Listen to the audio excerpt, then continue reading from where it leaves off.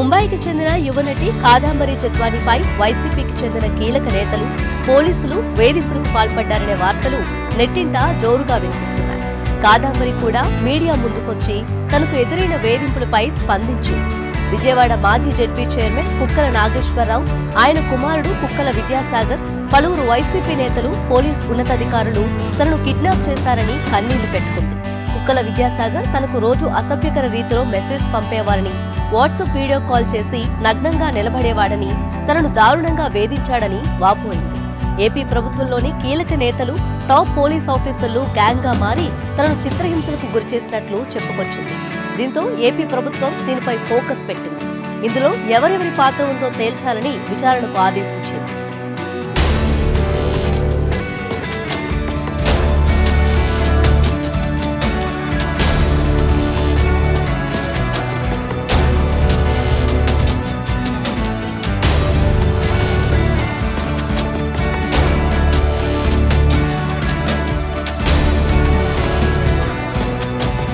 ఇంతకీ విషయం ఏమిటంటే, వైసీపీ నేత కుక్కల విద్యాసాగర్ కొన్నేళ్ల క్రితం హైదరాబాద్ లో ఓ పెళ్లికి వెళ్లారు.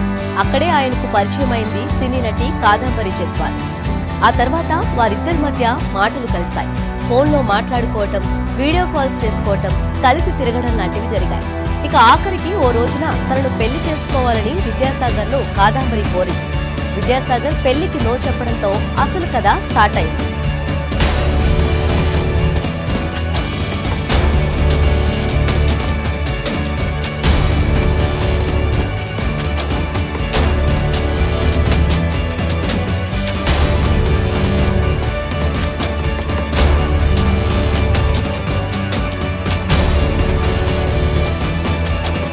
కాదంబరి నుంచి ఒత్తిడి పెరగడంతో విద్యాసాగర్ వైసీపీ అగ్రనేతల్ని ఆశ్రయించినట్లు తెలుస్తుంది.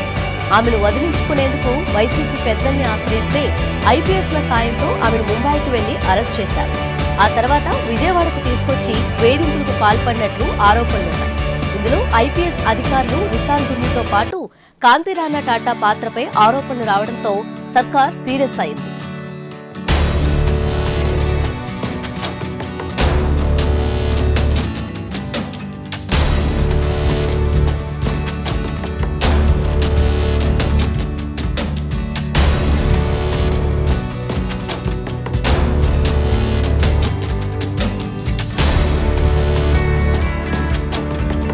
ముంబై నటి కాదంబరిపై వేధింపుల వ్యవహారంలో ఐఏఎస్ల పాత్రతో పాటు వైసీపీ నేతల పాత్రను తేల్చాలని ఏపీ సర్కార్ ఆర్డర్ వేసింది.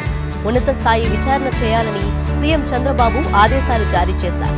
జత్వానీతో ఆన్లైన్లో ఫిర్యాదు తీసుకోవాలని ఆదేశాలు ఇవ్వడమే కాకుండా ప్రతి అంశాన్ని క్షుణ్ణంగా దర్యాప్తు చేయాలని సూచనలు చేశారు. ఈ ఘటనపై విచారణ కమిటీని కూడా నియమించే అవకాశం ఉన్నట్లు తెలుస్తోంది. మొత్తం మీద కాదంబరి వ్యవహారం ఇప్పుడు ఏపీ రాజకీయాల్లో హాట్ టాపిక్ అయింది.